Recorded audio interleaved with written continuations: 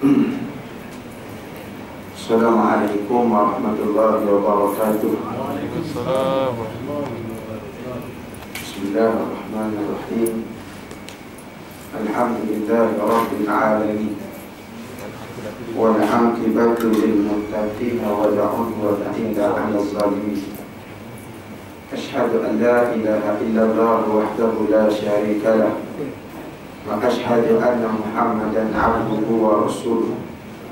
Allahumma salli wa sallim wa barik ala sayyidina Muhammad wa ala alihi wa sahbihi ajma'in wa man tabi'ahum bi ihsan ila yaumiddin. Allahumma arina al-haqqa haqqan wa rzuqna ittiba'ah wa arina al-batila batilan wa rzuqna ijtinabah. Rabbi ja'alna minal ladzina yastami'una al-qawla fayattabi'una ahsana. Amma ba'd. Muslimin dan muslimat yang dirahmati oleh Allah Subhanahu wa taala. Sihat ya tuan.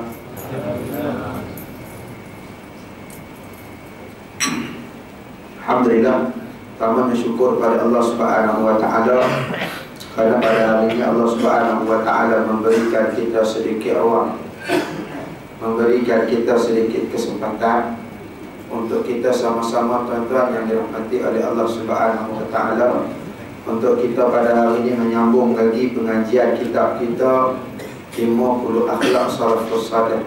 Jadi dekat belakang kat tabung tu ada satu lagi kitab tuan-tuan. Itu last tu. Dekat saya last stok sampai minggu depan yang baru lah. Mana siapa yang nak lagi akan datang bulan depan next month, insya-Allah saya bawa lagi. Baik, cuma macam biasa tuan-tuan, harga dia RM satu tu RM15 lah. Siapa bulan depan tak bayar lagi tu saya bayar.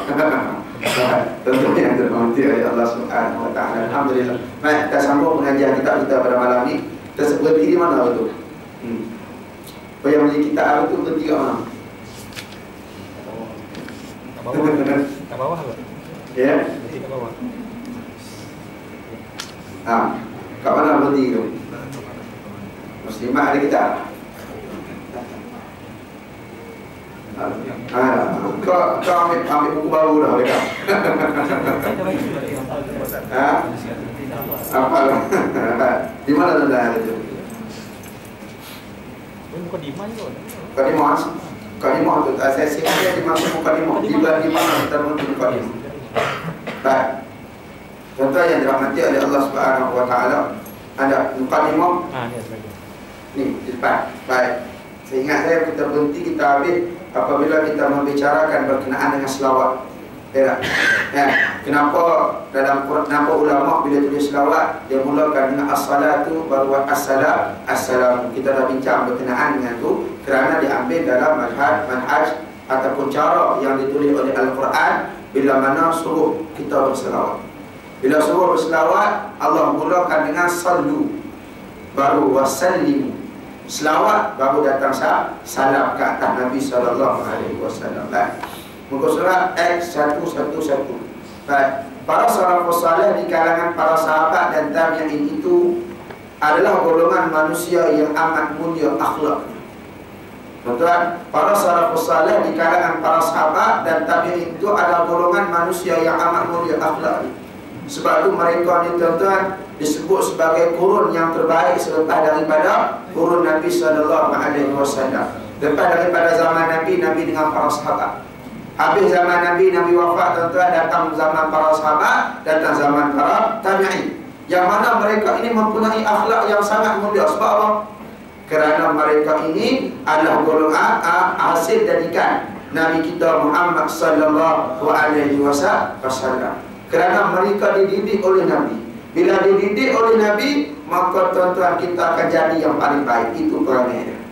Cara nak jadi yang paling baik atas dunia ni tuan-tuan, mesti kita ikut cara yang dibawa oleh Nabi sallallahu alaihi wasallam. Nak berjuang, kalau nak berjuang ni biar betul kena ikut cara Nabi. Tak boleh ikut cara kita tuan-tuan. Sebab cara kita ni belum tentu ikut Nabi sallallahu alaihi wasallam. Hari ni dia nak berjuang, dia nak bawa agama Allah, dia nak menang, tapi dia tak nak ikut cara yang diajar oleh Nabi sallallahu alaihi wasallam. Mana boleh? Dia nak kata nak tegakkan agama Allah, tapi mengikut cara yang tidak dianjurkan oleh Islam. Anak sehingga ada yang menyebut Politik-politik ni tak payah sebut sangat Al-Quran. Ni bahaya betul. Ni pahaman yang sangat bahaya. Dia kata bab politik ni ustaz, kita tak payah pakai Quran sangat. Ada. Sebab apa? Sebab dia tak ada kaitan dengan Quran. Mana boleh? Tidak ada benda yang tidak ada dalam Quran. Semuanya disebut dalam Quran. Islam ajar satu persatu, daripada A sampai Z, daripada kita bangun tidur sampai kita tidur balik. Hatta bagaimana nak memerintah negara, hatta bagaimana kita nak berpolitik, nak berniaga, nak bermuamalah, semuanya diajar oleh Nabi SAW. Sebab itu para sahabat, para salafus salih, mereka ini kurun yang terbaik kerana mereka dididik direct daripada Nabi SAW. Kita hari ini tuan-tuan jauh daripada Nabi. Yang kita huru-hara kita punya keadaan kita hari ini. Kenapa tuan-tuan? Kerana kita tidak mengikut petunjuk Nabi SAW. Sebagai contoh, saya nak bawa satu saranan Nabi kepada manusia. Apabila kita nak sewa rumah ke, nak beli rumah baru ke, atau nak masuk rumah kosong dalam sesuatu kawasan, Nabi kata apa? Al-jaru qabla dar. Jiran dulu, baru rumah. Maknanya apa? Nak masuk rumah baru, adab dia mesti kita tengok siapa yang akan kita berjiran.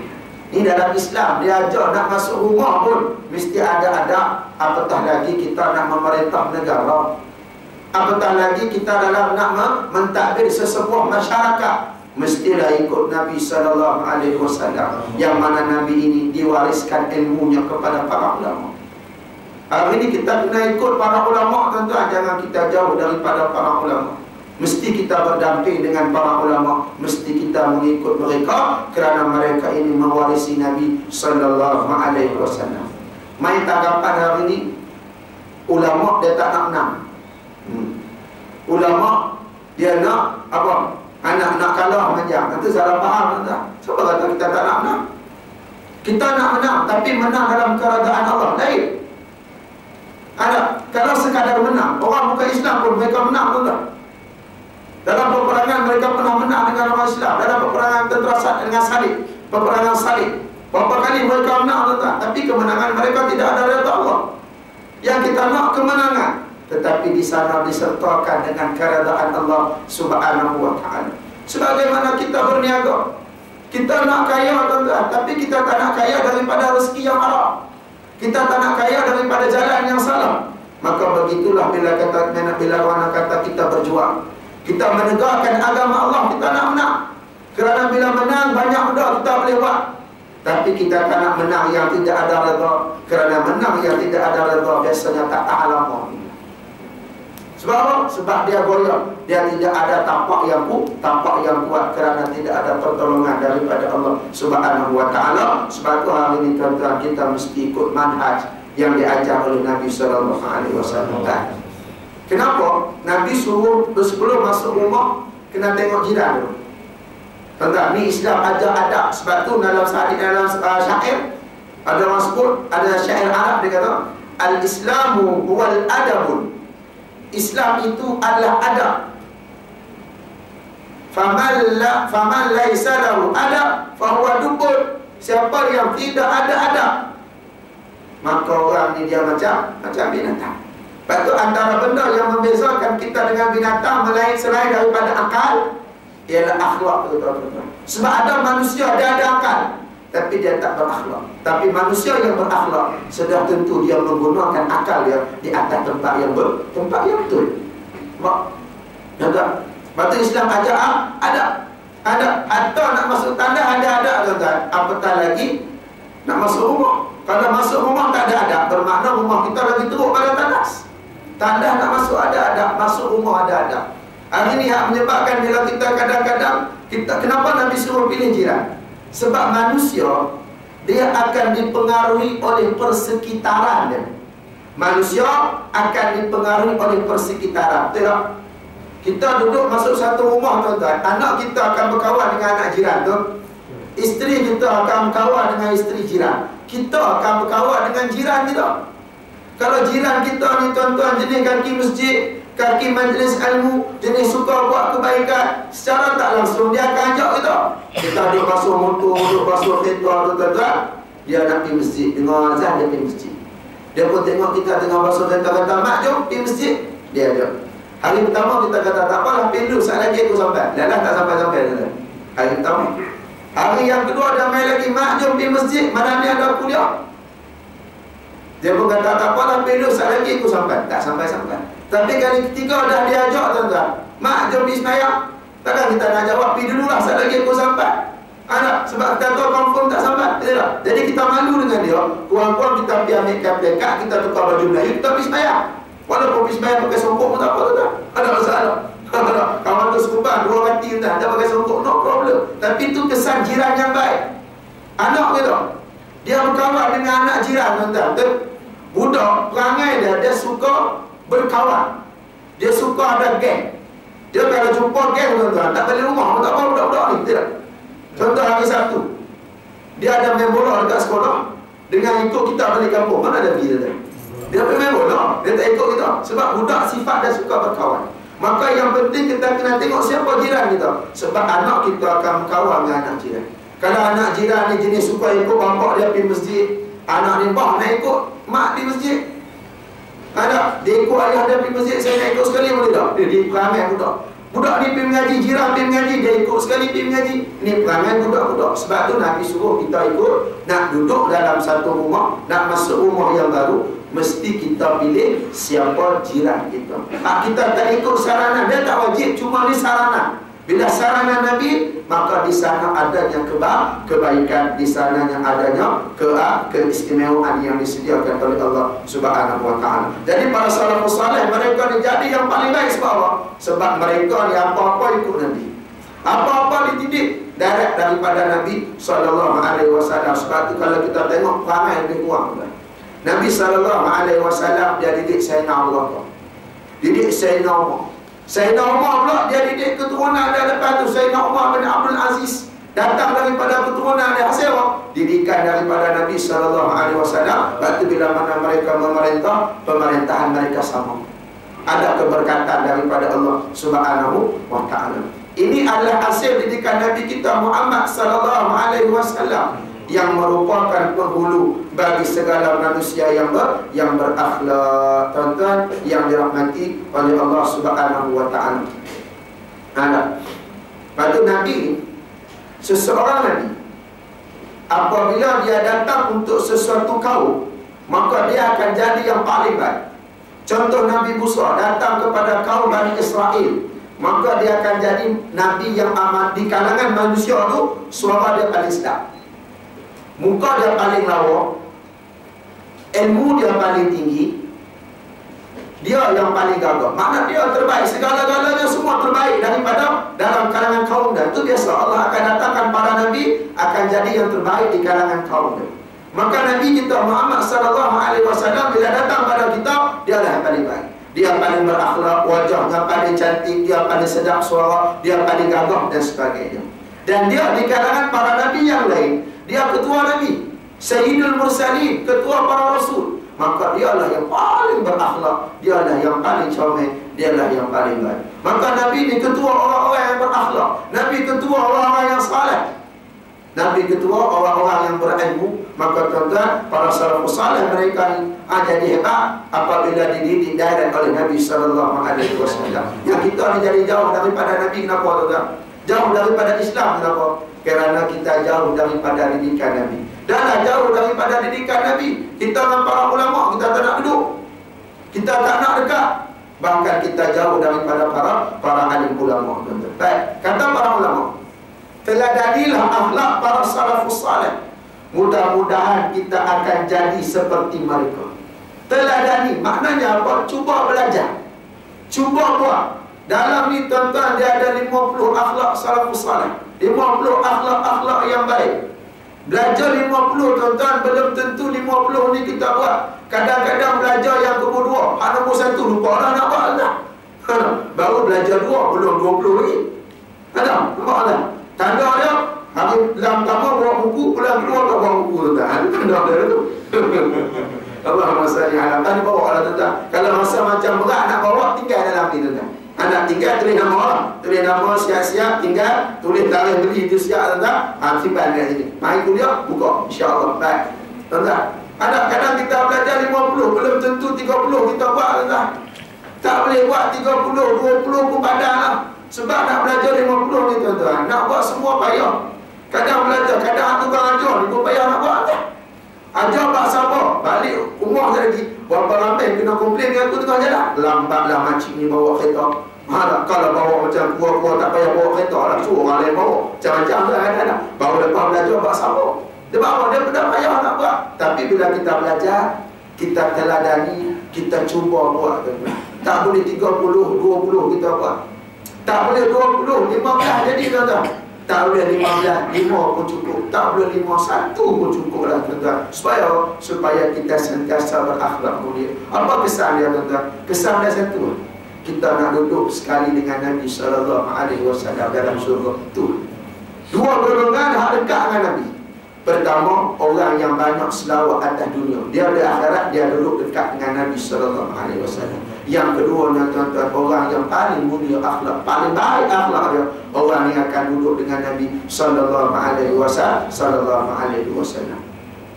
Sesungguhnya seseorang yang jahil tetapi berakhlak dan baik adabnya lebih mulia daripada seorang yang alim tetapi tidak berakhlak. Lepas tu ulama ajar, sebelum ada ilmu kita mesti ada adab. Sebab ilmu benda yang payah. Kalau adab benda yang senang pun kita tak boleh belajar, maka ilmu payah lekat dalam kehidupan kita. Saya baru ni saya tengok satu video. Tuan-tuan ingat nama seorang budak umur 5 tahun, nama dia Musa, daripada Indonesia.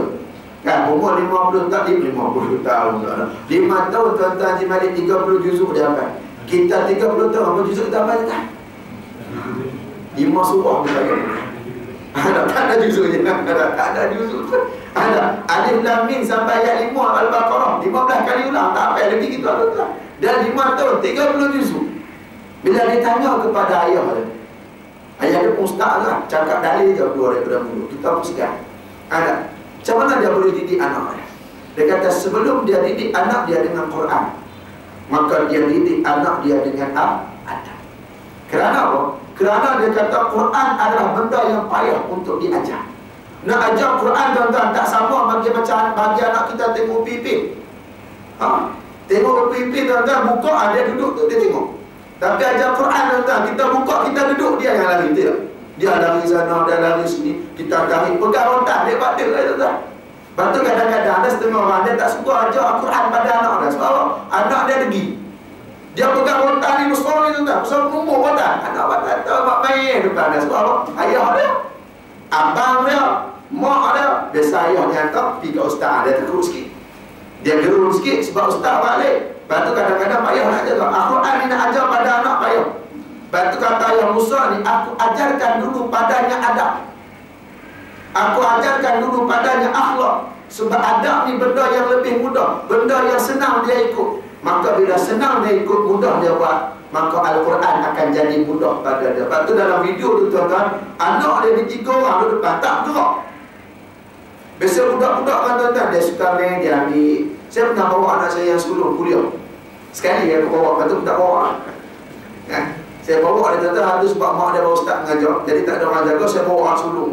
Bawa dia sekasar dulu. Dia potong buku, dia tarik mikrofon sampai kejap, sampai jatuh mikrofon. Tu setahun tuan-tuan. Bayang kalau aku bawa tu 5 tahun. Macam-macam dia pak. Tapi tengok anak si ayah Musa ni, adik-beradik dia tuan-tuan, duduk kat depan tu diam.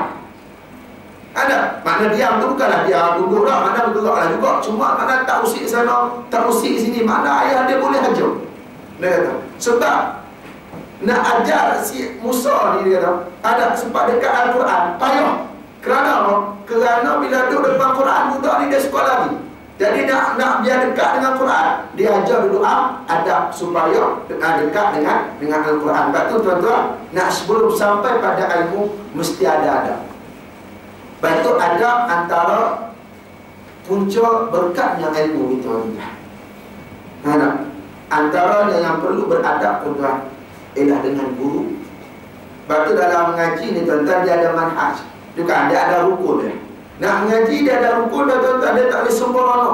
Lepas tu kalau kita datang sekadar datang, tak ikut rukun dia tuan-tuan, maka kita tak panggil orang mengaji. Dia mesti yang pertama, dia mesti ada guru. Dia mesti ada guru tuan-tuan. Sebab tu Al-Imam An-Nawawi, kenapa ilmu dia berkah? Antara sebab kerana dia orang yang sangat hormat pada guru dia tuan-tuan. Contoh satu hari dia duduk makan dengan dia duduk dalam pengajian. Masa tu dia anak murid. Habis daripada pengajian, biasa tuan-tuan ada makan. Tok guru ajak dia makan. Orang lain tok guru tak ajak. Tok guru ajak Imam Nawawi, tok guru dia. Tok guru dia ajak Imam Nawawi, lalu Imam Nawawi kata dia tolak. Bila dia tolak tuan-tuan, anak kawan-kawan yang lain tanya, wahai tuan Imam, kenapa kamu tolak? Sedangkan kalau tok guru ajak ni, ajak makan ni, ini satu kemuliaan, satu benda yang sangat besar. Ada, tapi kenapa kamu tolak? Itu satu penghormatan kepada kamu. Lalu kata Imam Nawawi, dia kata, aku bimbang, kalau aku pergi makan sekali, apa yang aku makan, rupanya benda tu tok guru aku nak makan, aku takut terambil keinginan dia, takut tidak ada adab dengan guru tu. Sampai nak makan pun dia jaga adab dia dengan guru dia. Mana kalau dia makan roti sadin tu, rupanya tok guru dia nak roti sadin tu tuan-tuan, ada takut macam tu. Ni adab dengan guru. Pertama mesti ada guru, ngaji mesti ada guru, dan mesti beradab dengan guru. Yang kedua mesti ada kita adab. Ngaji kena ada kita. Ada. Tak apalah, lain kali lah insya-Allah kita tuan-tuan. Anak mengaji kena ada kita. Sebab itu sebagai panduan. Ni tuan-tuan kalau saya kelentong, tuan-tuan tak ada kita. Tuan-tuan kan tahu? Ada apa? Ada ni kalau kelentong pakainya ada kita ni, kita kelentong siapa tak ada kita ni. Boleh tak? Tuan-tuan tak tahu kalau saya kelentong. Anak patut kena ada kita. Ustaz salah baca. Itu cara ada tuan-tuan. Anak kena ada kita. Dan dengan kita kena ada. Anak di Mesir tuan-tuan, kami bila mengaji dengan Syekh Nuruddin Al-Banjari, dia antara tok guru yang sangat menitik beratkan adab dalam pengajian tuan-tuan. Dekat dia tuan-tuan, kalau mengaji dengan dia, main telefon ni tak boleh. Kita tengah kuliah siap sengih dengan WhatsApp tuan-tuan. Dia dengan dia tak boleh telefon ni tak boleh main. Sebab kalau dia tengok orang main, dia suruh berhenti. Kalau orang tu tak berhenti, dia yang berhenti mengajar, dia keluar. Ini cara orang. Main janggut pun tak boleh. Kita kadang-kadang duduk syok dengan ustaz kuliah main janggut dia. Duduk syok kaya tuan-tuan. Itu pun tak boleh. Dan kalau kita tengok dia mengaji tuan-tuan, dia sendiri kalau mengaji, dia seorang yang sangat tekun dalam pengajian dia. Walaupun dia datuk guru, kalau dia time dia mengaji dengan orang kuliah, dia duduk dia tuan-tuan. Ini akhlak para ulama. Kalau kita tengok tok guru ni Aziz Allah Yarham, ada Ustaz Azhar Idrus, walaupun dia orang ni hebat, mereka ni hebat, tapi kalau main mereka time mereka tu kebetulan dengar orang mengaji, mereka akan dengar sebagaimana seorang penuntut ilmu mendengar tok guru mereka berbicara. Nampak. Anak batu kenal. Kemudian kami diajar juga ada bukan sahaja pada kitab, tetapi alat yang digunakan untuk menulis ilmu. Contohnya pen yang tuan-tuan guna untuk catat, yang kami guna untuk catat dekat kitab-kitab, dekat buku-buku, pen tu tok guru kami larang letak atas lantai. Sebab apa? Sebab itu tidak ada adab dengan alat untuk menulis ilmu. Apatah lagi dengan kitab, apatah lagi dengan ilmu, lagi kena ada adab dua. Yang ketiga tuan-tuan, nak mengaji kena ada bi'ah. Bi'ah ni apa tuan-tuan? Suasana orang mengaji. Bantu anak kita kalau nak ngapal Quran, kita hantar ngapal Quran kat rumah, kita hantar sekolah tahfiz tuan-tuan. Kita hantar sekolah tahfiz. Kalau ngapal kat rumah tuan-tuan, payah. Jangan harap dia nak hafal Quran dengan macam-macam telefonnya ada. Saat-saat kita suruh hafal dia main WhatsApp. Kita suruh hafal dia pergi main game. Kita hantar dia dekat sekolah tahfiz. Sebab apa? Sebab dekat situ semua orang ngapal Quran. Sebab tu dia kena ada bi'ah, ada suasana. Tuan-tuan, saya tengok suasana baik. Orang ramai, jadual kuliah tiap-tiap hari, bermakna ada suasana orang menuntut ilmu. Baru seronok. Baru kita ada keyakinan, kita ada keinginan untuk menuntut ilmu. Dan yang keempat, mesti ada manhaj, mesti ada cara kita menuntut ilmu. Jadi tuan-tuan, menuntut ilmu mesti ada. Tak ada guna ilmu banyak, tapi sekiranya kita tidak ada adab. Lebih baik ilmu kita mungkin taklah tak ada langsung, ada, tapi tak banyak macam orang lain. Cuma kita adab lebih. Bila adab lebih, ilmu tu dia akan beri kesan dalam kehidupan kita. Al-Quran itu ulama membahagikan kepada 3 bahagian ilmu yang utama. Quran yang 30 juzuk ni tuan-tuan, yang mesti kita berpegang seluruhnya. Tak boleh ambil separuh, tinggal separuh. Kalau dulu tuan-tuan, orang yang berpegang dengan sekular, berpahaman sekular, dia ambil mana yang dia nak, dia buang mana dia tak mau. Hari ini orang yang mengaku nak bawa agama Allah, nak bawa perjuangan Islam pun ada dah perangai macam tu. Macam saya sebut tadi, ada kita bab-bab politik ni tak payah baca Quran sangat. Ni sikit-sikit hadis, sikit-sikit Quran. Habis nak pakai apa? Pakai Bible ke tak? Kita hidup kena pakai Quran, kena pakai hadis, kena pakai para ulama. Kita nak pakai kitab-kitab lain, kita kena pakai yang tu. Itu paduan kita. Itu paduan pedoman dalam kehidupan kita. Maka jangan kita ambil Quran separuh-separuh. Kerana itu perangai Bani Israel. Bani Israel adalah golongan yang dilaknat oleh Allah kerana perangai mereka. Kita jangan jadi macam itu. Ini kita mengaku nak bawa agama Allah, tiba-tiba tak nak berpandu pada Quran, tak nak berpandu pada hadis Nabi SAW. Kita nak ambil hak kita suka, hak ayat tak kenal dengan kita tak mau pakai. Walaupun dengan atas alasan apa pun. Atas alasan tak apa lah Ustaz, kalau kita tak sebut uduk ni dulu tak apa, saat lagi kita dah menang baru kita sebut.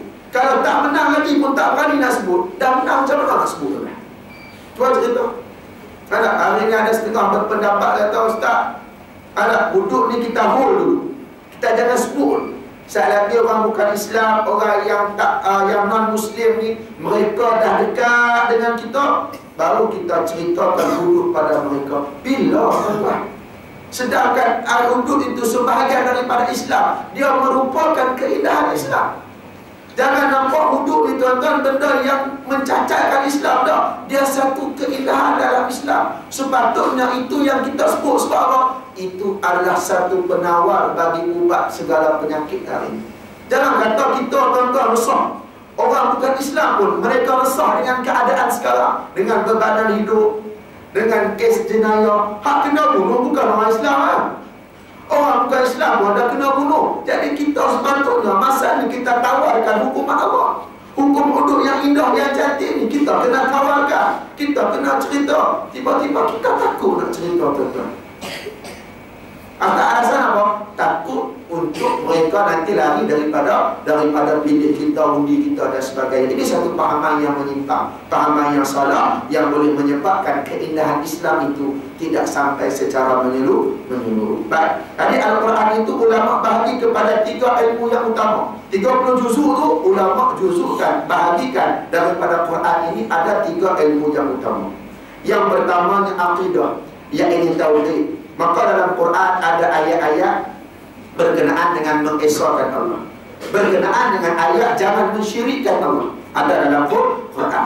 Berkenaan dengan mesti pegang dengan Quran, la raiba fi, tidak ada keraguan, tak boleh ragu walaupun satu huruf. Apatah lagi kita ragu pada hukuman yang ada dalam Quran, hukum yang ditetapkan oleh Allah Subhanahu wa taala dalam Quran. Hari ini tuan-tuan, masyarakat kita masih tak faham pada hukum Allah sebenarnya. Sehingga baru-baru ni ada seorang makcik ustazah pula, dia kata saya tidak mahu duduk di bawah undang-undang Islam. Ini kata-kata tuan-tuan kalau disebut dengan niat menghina hukum Allah, boleh menggugurkan akidah. Kita jawab senang. Tuan-tuan pergi kat company TNB contoh, tuan-tuan hantar resume, bos tengok okey cantik, ada pengalaman apa semua, besok start kerja, ambil baju ni pakai. Dia bagi uniform TMB warna biru tu tuan-tuan. Tiba-tiba dia kata, bos saya tak mau pakai TMB, baju dia tak lawa, aku nak pakai baju TM lagi lawa. Boleh tak? Mana boleh, itu bukan company A, bukan company orang lain. Mana boleh buat suka-suka hati kita. Bos kata okey besok masuk pukul 8.30, 5.30 pas kat keluar. Tak nak, aku nak masuk pukul 1.30 hari, pukul 2 aku nak keluar. Boleh tak? Mana boleh, itu bukan company kita, bukan ayah kita punya company. Lain kalau kita punya company, kita tak minta kerja pula tak. Lepas tu kita kata boleh, tak nak duduk di bawah hukum Allah. Tapi sila cari dunia selain dunia yang dicipta oleh Allah. Tolong cari bumi selain daripada bumi yang dicipta oleh Allah. tolong sedut udara selain daripada udara yang disediakan oleh Allah. Kalau kita merasa sombong, tidak mahu duduk di bawah undang-undang Allah Subhanahu wa ta'ala. Tuan-tuan yang dirahmati oleh Allah Subhanahu wa ta'ala, ada bab akidah. Dalam Quran juga ada bab syariah. Wa ahallallahu al-bai'a wa harrama riba. Allah menghalalkan jual beli dan Allah mengharamkan riba. Ini bab Allah maksudnya ada Sayyidina Muhammad bab syariah. Ada dalam Quran diceritakan orang yang mencuri dipotong tangannya, orang yang berzina direjam, hak minum arak disebab dan sebagainya. Maka diceritakan dalam Al-Quran. Ini bab syariah, bab hukum hakam, bab muamalah, bab hukum hakam fiqh dalam kehidupan kita. Dan juga yang ketiga yang tuan-tuan disebut sebagai ilmu akhlak. Ilmu akhlak ni orang panggil tasawuf. Ada nama lain, rebranding ya tuan-tuan. Sama macam hudud tu rebranding. Ada di-brandkan balik, dinamakan hudud. Sebab apa? Sebab dalam Quran hudud ni disebut watilka hududullah ni. Ayat apa? Ayat cerai. Ayat bab, saya tengok bab, tapi dia tak ada kaitan dengan bab potong tangan. Dia tak panggil hukum hudud dalam Quran. Cuma diambil oleh para ulama menetapkan hukum hudud ini yang ditetapkan. Hudud ni apa? Ini ketetapan Allah. Ini batas-batas yang ditetapkan oleh Allah. Lepas tu dipanggil hududullah. Hukum hudud ada hukum yang ditetapkan oleh Allah. Orang mencuri potong tangan. Orang berzina kalau dah kahwin kena rejam, kalau belum kahwin kena sebab. Orang minum arak kena sebab. Orang yang fitnah kena sebab. Orang yang berjudi dan sebagainya, tuan-tuan, semua itu dipanggil ketetapan yang ditetapkan oleh Allah. Sebab itu disebut hududullah. Hudud, hukum hudud. Hudud ni maknanya hak. Hak ni ditetapkan. Ada nampak tuan-tuan? Sebab tu ada dalam ilmu akhlak di rebranding dinamakan tasawuf. Ada. Sebab tu kalau ada orang kata tasawuf ni lagi teruk pada air longkang, salah lah. Sebab akhlak ni salah satu daripada Quran. Dalam Quran disuruh kita bercakap benda-benda yang baik, disuruh jauh daripada perkara-perkara yang melalaikan. Anak bahkan disebut antara orang yang berjaya, orang beriman yang berjaya ialah walladzina hum 'anil lahwi mu'ridun. Mereka yang jauh berpaling daripada perbuatan yang sia-sia, cakap benda tak elok, buat perbuatan yang tak baik. Itu akhlak. Dan ini diajar dalam tasawuf. Cuma kita mengakui ada tasawuf yang menyimpang daripada Islam.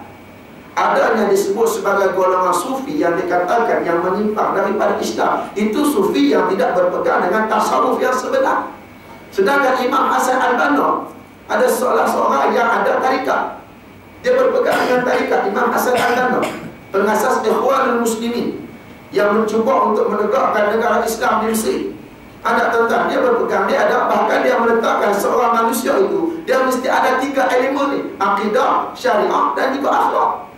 Mesti ada akhlak, tuan-tuan. Sebab nak berjuang ada akhlak. Bila berjuang tak ada akhlak, tu lawan dengan ketua. Itu yang tertembuk kapal. Sebab apa? Tak ada akhlak. Tidak ada adab, tidak ada tasawuf, tidak belajar berkenaan bagaimana berorganisasi. Ada juga Allahumma salli ala Sayyidina Muhammad. Di dalam bahasa yang lain, ilmu akhlak juga dinamakan sebagai ilmu tazkiyatun nafs. Kita membersihkan jiwa ataupun tasawuf. Saya amat bersyukur apa semua ni tuan-tuan, tak ada masalah, tak ada apa. Baik, tuan sebab sebelah XIV. Himpunan 50 akhlak terpuji daripada salafus salih ini. Ini penting macam mukadimah. Kita nak tengok kitab ni kitab apa? Terjemah lah. Kitab ni kalau terjemah pula diambil asalnya daripada kitab apa? Ini kita kena tahu. Sebab yang ada kita apabila kita menuntut ini. Himpunan 50 akhlak terpuji daripada salafus salih ini adalah terjemahan dan sedikit tambahan saya daripada kitab Min Akhlaqi As-Salaf yang telah disusun oleh Syekh Ahmad Farid. Kitab ini saya telah pelajari bersama guru saya Al-Fadil Ustaz Muhammad Zainul Asri Haji Ramli, Pak Nur Zainal Asri, yang 2-3 hari ini agak kicau sikit. Tuan-tuan dapat tak? Video WhatsApp berkenaan dia mengatakan bahawa Nabi Adam itu turunnya di Gurun Jeram. Lepas tu dia kata Tariq bin Ziyad, kapal dia buat daripada kayu daripada Nusantara. Kemudian adalah 2-3 perkara yang dia sebut, tuan-tuan. Mungkin bila kita dengar gelak lah, betul ke Nabi Adam diturun daripada jeram. Tapi dalam sejarah disebut bahawa Nabi Adam antaranya diturun di Sri Lanka. Kelakar juga kalau dengar Sri Lanka. Biar betul. Tapi ini dalam sejarah tu tak. Lepas tu bila kita dengar, kita sebelum cepat untuk kita menghukum, tolong selidik dulu tuan-tuan. Video tu kadang-kadang orang letak video, lepas tu ada dia komen kat bawah. Kita baca komen, kita kata video tu salah lah. Video tu kita download pun tidak. Kalau kat masalah kena download dulu baru boleh buka. Kita download pun tidak, kita baca komen bawah tu. Itu tak kena. Mesti kita dengar baik-baik. Bahkan Pak Nur Zainal Asri pun dia kata, bukan dia kata Nabi Adam turun di jerat. Dia kata ada seorang arif billah, orang yang dekat pada Allah sebut benda ni. Dia kata kaji lah. Bahkan kalau Tariq bin Ziyad, kapalnya dia buat daripada kayu, daripada tanah Melayu, tak ada masalah. Tak salah pun kalau dia buat betul. Sebab apa? Sebab daripada dulu tanah Melayu terkenal sebagai tempat berdagang, tempat laluan pedagang-pedagang Arab untuk singgah beli barang, jual barang. Maka tak pelik kalau orang Arab dulu tuan-tuan, dia datang tanah Melayu, dia tengok tanah Melayu punya kayu elok, kayu jati dan sebagainya. Cengar mana ada tanah Arab tuan-tuan? Jati mana ada tanah Arab? Ada kat kita dekat Nusantara ni, dekat Eropah tak ada pokok-pokok macam ni. Tanah Arab mana ada pokok besar-besar macam tu tuan-tuan? Hidup rumput tu bayar. Jadi benda tu tak mustahil, tak pelik.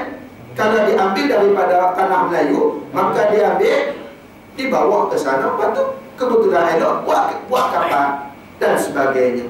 Itu tuan-tuan, suatu benda jangan kita cepat menghukum. Kita kena selidik satu persatu.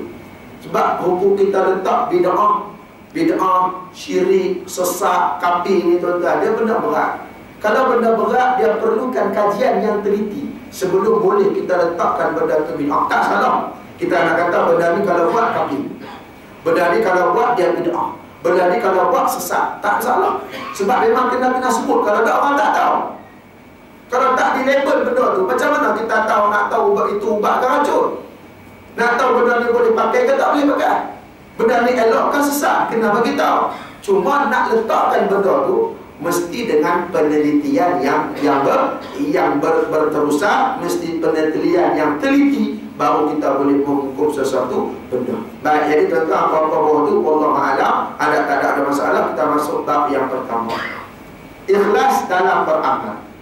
Tuan-tuan, kalau kita perasan, kebanyakan para ulama apabila mereka mengarang kitab, terutamanya kitab tasawuf, mereka akan mulakan dengan bab ikhlas.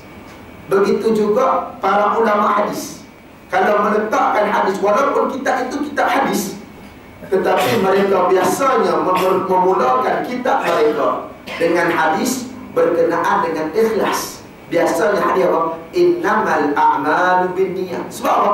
Menunjukkan mereka berusaha untuk ikhlas di dalam penulisan kitab-kitab mereka. Maka para ulama ajar kita dengan cara tulisan mereka bermakna, benda yang utama dalam kehidupan kita. Buat apa-apa tuan-tuan, mestilah ikhlas kepada Allah Subhanahu wa ta'ala. Sebab besar mana amalan kita, tinggi mana kita punya amalan, hebat mana sedekah kita, banyak mana salat kita, tidak akan diterima kalau kita tak sertakan sekali ikhlas sebagai kunci dalam setiap amalan kita. Sebab itu kenapa ulama susun ikhlas sebagai bab pertama dalam kitab-kitab mereka, menunjukkan ikhlas kunci kepada segala-galanya. Kalau tak ada ikhlas, hebat mana pun amalan, bahkan mati yang paling mulia, mati syahid. Nak mati syahid ni bukan senang tuan-tuan. Nak berperang, angkat senjata dengan orang ni bukan senang. Saya pernah cerita tuan-tuan berkenaan dengan main tembak. Tuan-tuan, main paintball ni bukan pakai peluru betul. Kalau peluru betul tak ada orang nak main. Dia pakai peluru minyak tu, mana kalau tembak pecah, ada warna minyak tu berwarna. Ada pakai hatu pun kena tembak sakit tuan-tuan. Kalau main tak pakai baju berdarah, ini berperang tuan-tuan dengan pisau, dengan pedang yang tajam. Kalau zaman sekarang dengan bom, dengan pistol, dengan peluru, makna kata nak perang ni payah. Mati dia, mati yang mulia. Tapi ada orang yang mati, dia mati syahid, mati dalam peperangan. Allah tak kira kerana apa? Kerana dia berperang bukan untuk menegakkan agama Allah, tetapi dia berperang untuk dapat pangkat panglima. Orang kata dia pergi perang berani. Nak dapatkan dia ni orang yang as-suja', orang yang berani. Dan dia nak dapat pangkat as-syahid kat depan. Ada orang yang sebab tu tuan-tuan, maka Allah tak terima pahala syahid dia tuan-tuan. Allah tak terima mati dia sebagai mati yang mulia. Sedangkan mati yang mulia pun kena ada ikhlas, baru Allah terima. Apatah lagi amalan-amalan kita yang lain tuan-tuan, mesti ada ikhlas. Sebab tu bila datang masjid tuan-tuan, buang segala perasaan riak. Sebab iblis, antara jarum dia tuan-tuan adalah riak. Riak lawan pada ikhlas. Riak, sum'ah, takabur, ini antara sifat yang berlawanan dengan sifat ikhlas. Kerana kita buat apa-apa untuk melihat pandangnya manusia, untuk manusia dengar, untuk berbangga-bangga di hadapan manusia. Itu lawan kepada ikhlas. Lepas tu riak, takabur, sum'ah ni tuan-tuan, dia amalan yang apa? Amalan yang akan benda yang akan merosakkan amalan kita. Dia merupakan jarum yang digunakan oleh iblis untuk merosakkan amalan kita. Iblis dia tahu kita ni memang kaki masjid. Dia goda lah macam mana tak pergi masjid pun tuan-tuan. Kita tetap pergi masjid. Dia reti. Kalau dia goda macam tu, penat kat dia. Tak apa, pergi masjid. Saya lagi masa semayang dah main bisik. Bagusnya hang ni semayang awal ni semua tak semayang sunat. Hang seorang semayang sunat depan asal. Maka dia pun oh ada. Ada iblis. Dia cerdik dah. Iblis ni dia licik. Dia reti. Patut orang jahat ni tuan-tuan. Kadang-kadang kita tahu cerdik orang jahat ni. Sebab memang contoh Allah cipta dah tuan-tuan. Orang jahat ni nampak cerdik, nampak licik. Ada orang benda dia nampak Allah. Tak? Kalau kita tengok cerita polis tengah pompak, mana lagi cerdik lah. Pompak. Kadang polis berlari 2 langkah, dia 5 langkah orang berlari je tak? Lepas tu kadang-kadang orang jahat ni dia nampak licik. Sebab iblis dia cerdik, dia licik. Dia reti macam mana nak goda manusia supaya ikut dia masuk neraka Allah Subhanahu wa ta'ala. Dia tahu macam mana nak menghapuskan amalan kita daripada diterima oleh Allah Subhanahu wa ta'ala. Di antara akhlak para salafus salih radhiyallahu anhum ajma'in itu ialah ikhlas dalam beramal. Sangat ikhlas di dalam ilmu dan amalan mereka, dan mereka amat bimbang berlaku riak di dalamnya. Sangat ikhlas dalam ilmu bermakna apa tuan-tuan? Mereka sangat ikhlas menuntut ilmu, dan mereka sangat ikhlas untuk menyampaikan ilmu. Apa tanda seorang itu dia ikhlas dalam menyampaikan ilmu? Dia tidak akan sembunyikan kebenaran hanya semata-mata takut kepada manusia, hanya semata-mata kerana takut jawatannya akan dibuang, hanya semata-mata kerana takut dia akan kehilangan rezeki yang diberikan oleh manusia. Dia tidak akan takut. Kebenaran tetap disebut sebagai kebenaran, kebatilan tetap disebut sebagai kebatilan. Lepas tu tuan-tuan, walaupun para ulama ini pangkat darjat mereka tinggi di sisi manusia, bukan saja di sisi Allah, bahkan Allah angkat manusia, ulama ini di sisi manusia sebagai golongan yang sangat mulia. Bahkan ini pengiktirafan Nabi, bukan pengiktirafan ulama itu sendiri dah. Ini Nabi iktiraf.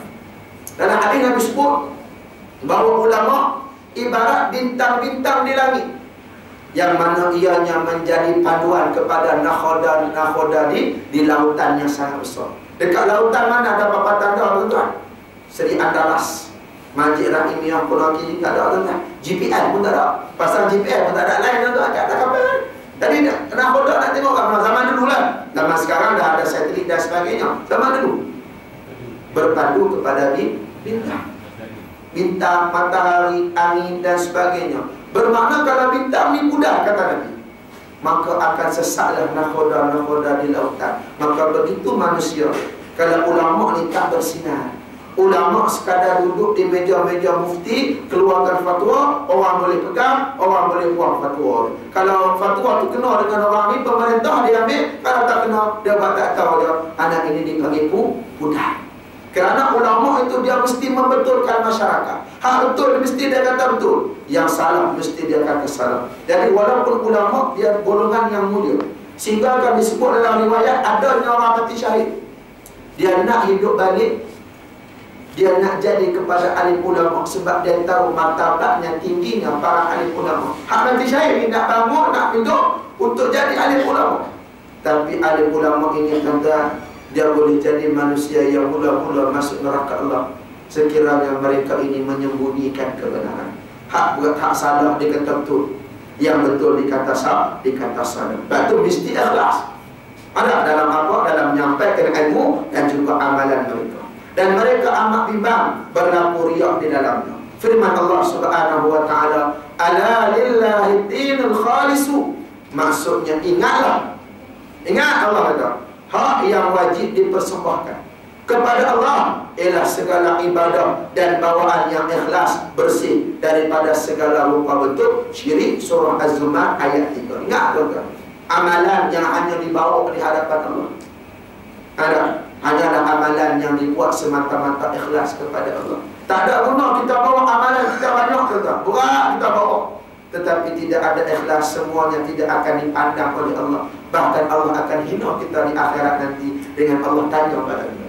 Allah panggil dan Allah tanya kepada kita. Allah suruh kita pergi kepada orang yang kita beribadah atas dunia ni, tuan-tuan, sebab manusia yang lain. Allah tanya pada kita di akhirat, pergilah minta. Tanyalah kepada orang yang kamu ibadah dulu atas dunia, sebab mereka tengok apa yang mereka boleh bagi di hadapan aku. Allah tanya, yang kamu duduk penat-penat atas dunia ibadah sebab nak orang lain tengok, tiba-tiba kamu balik kepada aku, kamu nak minta rahmat aku, tak tahu malu. Atas dunia kita sedekah nak orang nampak kita dermawan. Kita pergi haji, tuan-tuan, pergi umrah sebab nak orang nampak kita kaya. Ada setengah orang, tuan-tuan, dia berbangga dengan dia pergi umrah, bukan sebab apa? Sebab nak nampak dia banyak duit. Saya ustaz, biasa setahun ni kurang sikit ustaz, sebab kerawatan ekonomi saya pergi umrah 5 kali.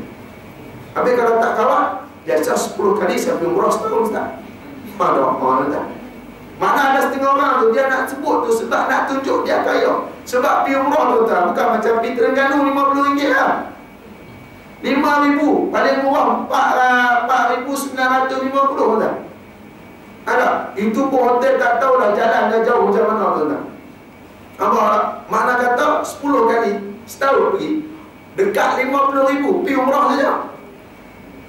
Tiap tahun dia pergi haji, tuan-tuan. Kalau dah pergi umrah setahun 10 kali, takkan dia pergi haji ikut pakej kamu haji. Kurang-kurang dia ambil pakej dua, hak paling murah 25,000 tak? Ada hak 50,000, ada hak 30,000, ada 500,000 pun dah. Dia haji tak murah kan? Ada hak 500,000. Kalau ada memang 500,000 tu bagi dia macam RM5 tu. Nampak? Maknanya apa? Ada orang ada macam tu. Dia pergi haji tiap-tiap tahun untuk menunjukkan dia ni banyak duit, maka sia-sia, tidak akan dapat apa-apa di sisi Allah Subhanahu wa taala. Jadi tuan-tuan, saya rasa sekadar itu saja untuk hari ini. Mudah-mudahan apa yang saya sampaikan, wallahu a'lam, kita sambung pada bulan depan pada bab yang pertama, iaitu bab ikhlas dalam beramal. Mudah-mudahan kita mampu jadi orang yang ikhlas dalam setiap amalan yang kita lakukan. Kita akan belajar tanda-tanda ikhlas. Anak kita akan belajar macam mana cara untuk dapat ikhlas. Sebab apa? Sebab ikhlas ni dia kena belajar. Ikhlas ni dia kena berusaha. Ikhlas ni dia kena buat, baru akan datang ikhlas dalam kehidupan kita. Jadi sebelum saya tutup, tuan-tuan, ada apa-apa soalan? Silakan. Kalau nak tanya, silakan.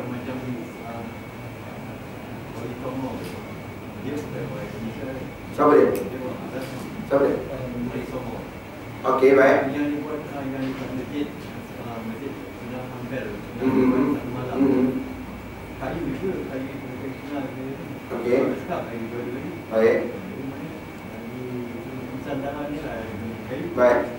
Sebab tu kata benda tu bukanlah benda yang besar untuk sampai kita kata orang ni sesat dan sebagainya.